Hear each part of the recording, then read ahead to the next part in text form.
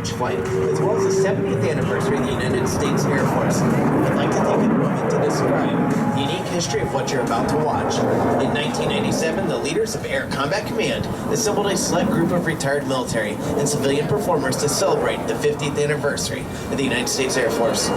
In 2010, the Air Force Heritage Flight Foundation joined with the United States Air Force to keep this popular program flying.